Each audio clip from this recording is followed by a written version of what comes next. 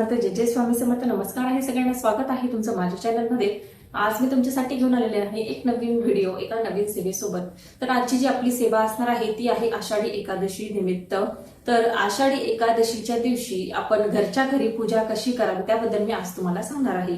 तर व्हिडिओ जर आवडला तर व्हिडिओला लाईक करा, शेअर करा आणि सबस्क्राईब करायला विसरू नका. व्हिडिओला सुरुवात करूया. तर आता भरपूर काही लोक आहेत जे वारीत गेलेले आहेत, पंढरपूरला गेलेले आहेत भगवान विठ्ठलांच्या दर्शनासाठी. तर भरपूर लोक जे नशीबवान लोक आहेत खरं म्हणायला गेलं तर तेच तिथे गेलेले आहेत. आता एखाद्या वेळेस आपली काही अडचण असते किंवा काही गोष्टीमुळे आपल्याला तिथे जाणं शक्य नाही होत, तर निदान तुम्ही तुमच्या घराजवळ जर मंदिर असेल तर तिथे तुम्ही दर्शनाला जाऊ शकतात आषाढी एकादशीच्या दिवशी. पण तुम्हाला जर घरी पूजा करायची असेल घरच्या घरी ती कशी करावी त्याबद्दल मी आज तुम्हाला सांगणार आहे. तर व्हिडिओ नक्की बघा आणि पूर्ण बघा. तर सगळ्यात आधी तुम्ही सकाळी लवकर उठून तुम्हाला आंघोळ वगैरे करून घ्यायची आहे. त्याच्यानंतर घर वगैरे झाडून पुसून घ्यायचं आहे.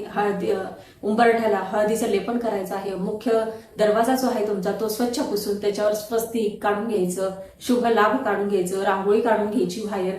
तुळशीला त्या दिवशी पाणी द्यायचं नाहीये, जल अर्पण करायचं नाही आहे, कारण त्या दिवशी तुळशीचा उपवास असणार आहे.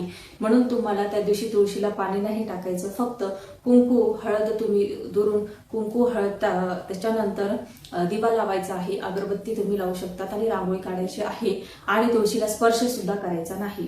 तर तुम्हाला त्या आषाढी एकादशीच्या दिवशी काही तुळशीचे पानं लागणार आहे ते तुम्हाला आदल्या दिवशीच तोडून घ्यायचे आहेत, कारण तुम्हाला आषाढी एकादशीच्या दिवशी तुळशीला तुम्हाला स्पर्श करायचा नाही.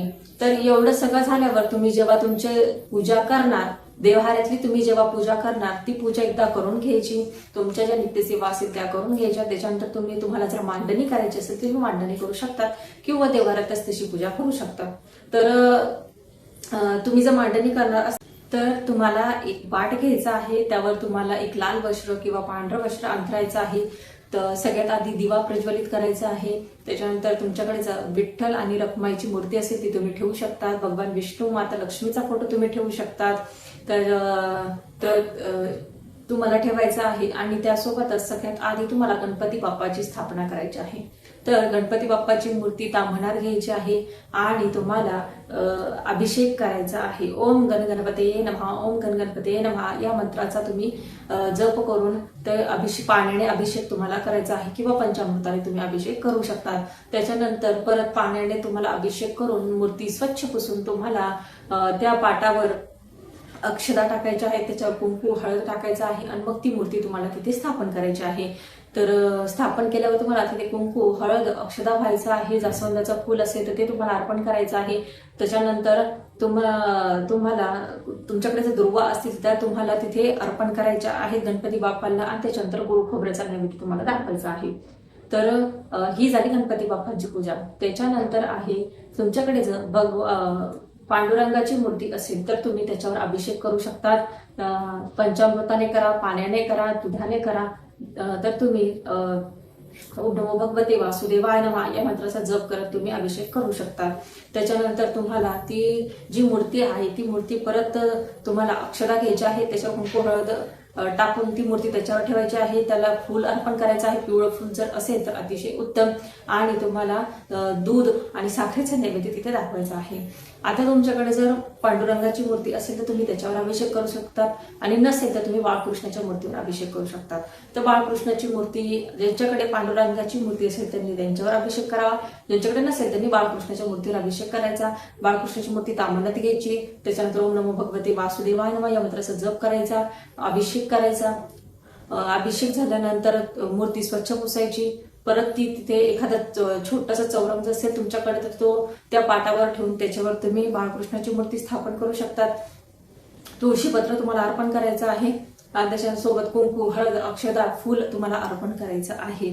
तर तुम्ही ओम नमो भगवते वासुदेवाय नमः अभिषेक करताना या मंत्राचा जप करू शकतात किंवा तुम्ही 16 वेळेस पुरुष सूक्तमचं सुद्धा पठण करू शकतात. तर ही सगळी पूजा झाल्यावर तुम्हाला आता तुम्हाला समज असेल गणपती बाप्पांना नैवेद्य दाखवायचा आहे, पांडुरंगाला तुम्हाला नैवेद्य दाखवायचा आहे किंवा बाळकृष्णाच्या मूर्तीला तुम्हाला नैवेद्य दाखवायचा आहे. तुम्ही दूध साखरेचा नैवेद्य किंवा फळांचा नैवेद्य सुद्धा दाखवू शकता. अशी तुम्हाला साध्या सोप्या पद्धतीने आरती पूजा करायची आहे. एवढी पूजा झाल्यावर तुम्हाला आरती करायची आहे. गणपती बाप्पाची आरती करा, बाळकृष्णाची आरती करा, त्याच्यानंतर तुम्ही पांडुरंगाची आरती करू शकता, त्याच्यानंतर भगवान विष्णूची आरती तुम्ही करू शकता, स्वामी समर्थांची आरती तुम्ही करू शकता. कोणत्याही 5 आरत्या तुम्ही करू शकता. आरती झाली की त्याच्यानंतर तुम्हाला जर सेवा करायची असतील तर तुम्ही सेवा लगेच करा, नाही तर नंतर केल्या तरीही चालते. म्हणजे तुमच्या सोयीप्रमाणे तुम्ही सेवा करू शकता. तर आता सेवा कोणत्या करायच्या, तर तुम्हाला विष्णू सहस्रनामाचं पठण करायचं आहे.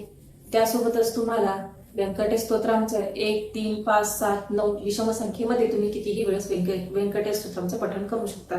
किंवा रात्री 12ची जी मी सेवा सांगितली आहे व्यंकटेश स्तोत्रांची, ती सुद्धा तुम्ही रात्री सुद्धा करू शकतात. आणि नसेल जमत तर दिवसा सुद्धा तुम्ही एक मंडल म्हणजे 21 वेळेस तुम्ही व्यंकटेश स्तोत्रांचं पठण करू शकता.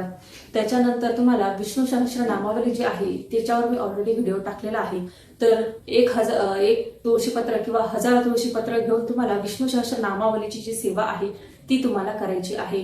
तुम्हाला जर माहिती नसेल तर माझ्या या चॅनलवर व्हिडिओ आहे तो तुम्ही बघून घ्या. त्यासोबतच तुम्हाला गीतेचा 15वा अध्याय जो आहे त्याचं पठण तुम्हाला करायचं आहे. गीतेची 18 नावे जी आहे त्याचं पठण तुम्हाला करायचं आहे. त्याच्यानंतर रामरक्षा स्तोत्र जे आहे याचं पठण तुम्हाला करायचं आहे. तर आता तुम्हाला समजलंच असेल, विष्णू सहस्रनाम, विष्णू सहस्रनामावलीची तुम्हाला सेवा करायची आहे. हे दोघं वेगवेगळ्या सेवा आहेत. त्याच्यानंतर तुम्हाला व्यंकटेश स्तोत्रांची सेवा करायची आहे. गीतेचा 15वा अध्याय, गीतेची 18 नावे, रामरक्षा स्तोत्र एवढी सेवा तुम्हाला करायची आहे. आणि संक्षिप्त श्रीमद भागवत या ग्रंथाचं तुम्हाला 1 दिवसाचं पारायण करायचं आहे. आता तुमच्याकडून जेवढ्या शक्य होतील तेवढ्या सेवा करण्याचा प्रयत्न करा. आणि ज्यांना वेळ असेल त्यांनी सगळ्या सेवा केल्या तर यासोबत तुम्ही 108 वेळेस म्हणजे एक माळ तुम्ही ओम नमो भगवते वासुदेवाय नमः या मंत्राचा जप तुम्ही करू शकता. किंवा विठ्ठल विठ्ठल विठ्ठल विठ्ठल या मंत्राचा सुद्धा तुम्ही, या नावाचा सुद्धा तुम्ही जप करू शकता. तर तुम्हाला जर व्हिडिओ आवडला असेल तर व्हिडिओला लाईक करा, शेअर करा आणि सबस्क्राईब करायला विसरू नका. भेटूया पुढच्या व्हिडिओमध्ये. श्री स्वामी समर्थ. जय जय स्वामी समर्थ.